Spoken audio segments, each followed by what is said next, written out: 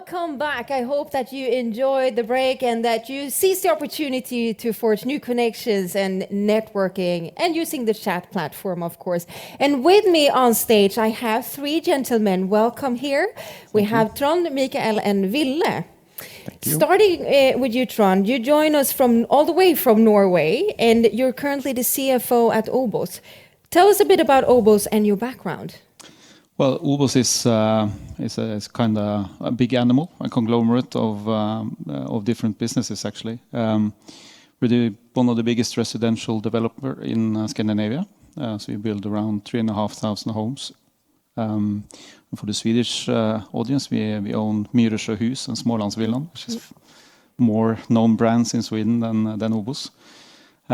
We also have commercial real estate, about 700,000 square meters. We have a property management division.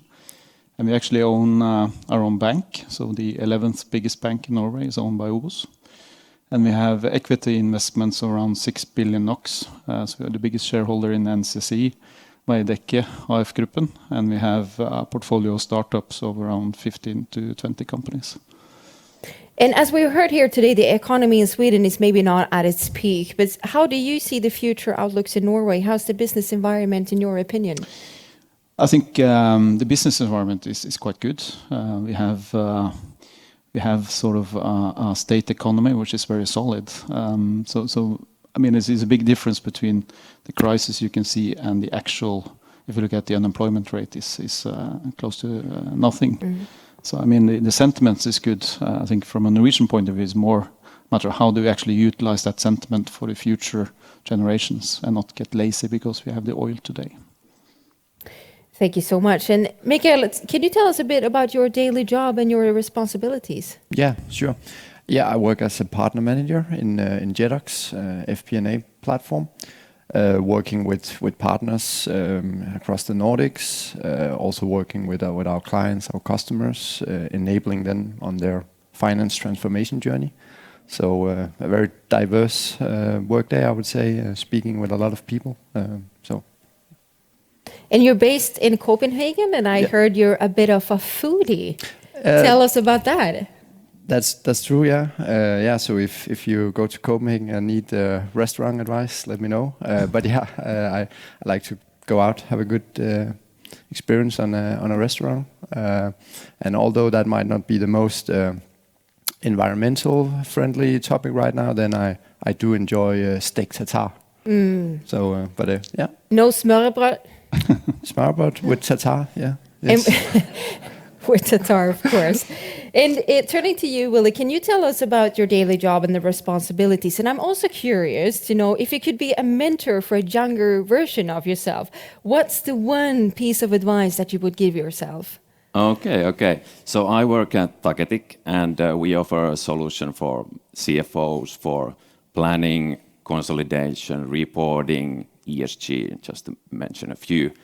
But we are a technology company, and the question you asked for my younger me, well, I started my career in accounting, so maybe I would say that keep in mind that you need to network with other business units and different functions, because it's important to network with others to get the business understanding. I thought you were going to say keep the numbers right, but networking as well. So good on you.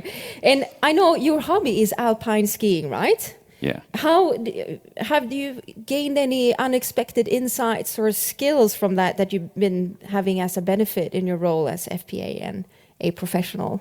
Yeah, you could say so, as skiing is my passion, been many years, but in alpine skiing, there are many unexpected turns and the conditions change quite rapidly. So you need to be ready to plan, okay, what if something happens? So in that sense, it's same for the planning. So you never know what happens. You need to be prepared for different scenarios. Sounds good and very interesting as well.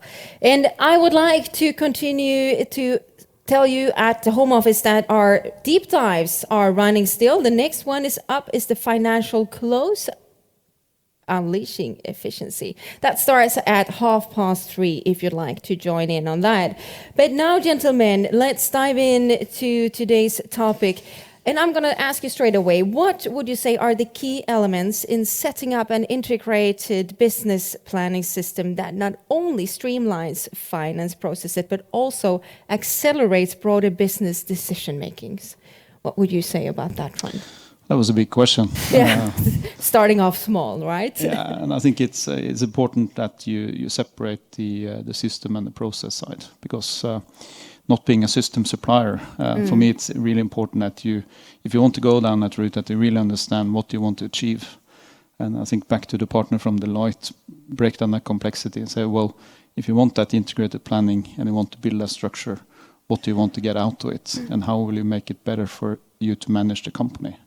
And then you can go down the route of saying, well, what's the process for it, and what kind of systems to support that process. I think it's important to start with the process and what you actually want to solve, because it's a lot of complexity starting down that route, that you need to make sure that you don't wind into something which becomes a big animal that you don't really get support for when you go into the business. Do you agree with that?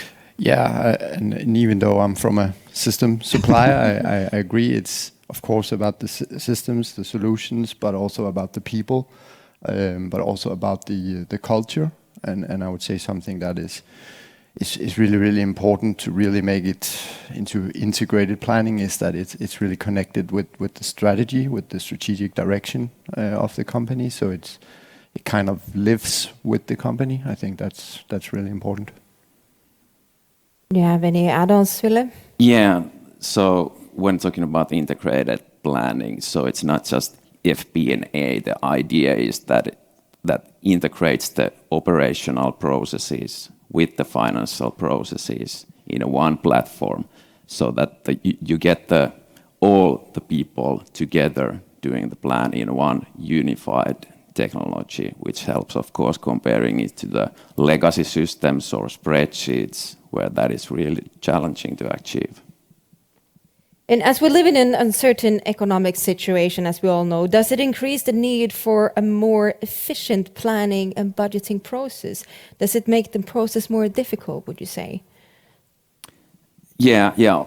Of course, there are challenges, for example, like mentioned, how to get people with it and how to actually enable people to use new technologies, how to design the system so that it's actually usable, and so on. So that is really important, at least from my point of view. It looks like both of you are agreeing with Ville there.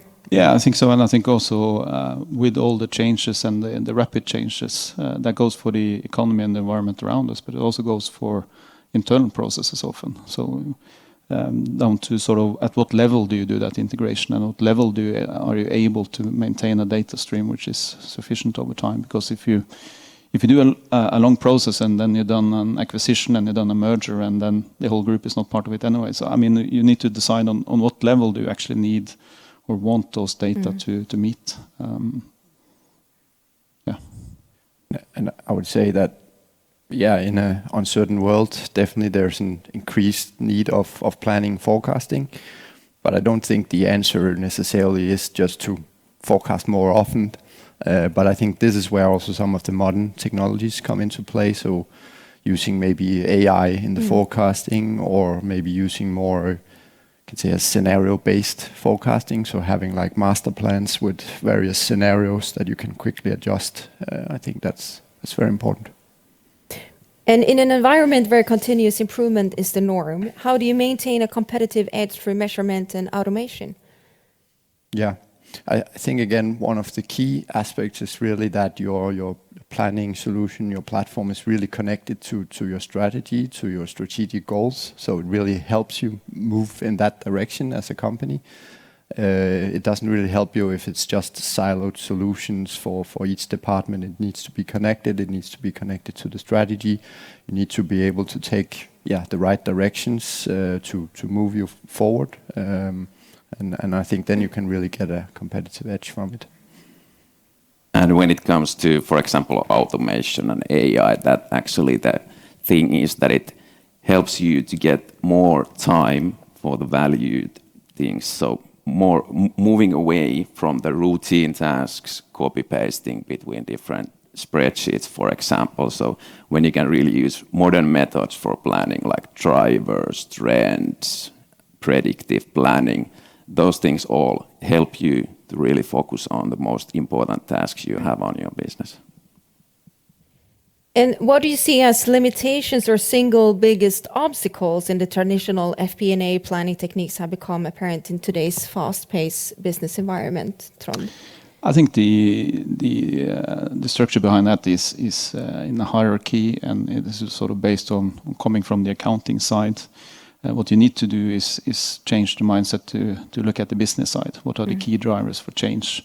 What does that drivers mean to the business processes?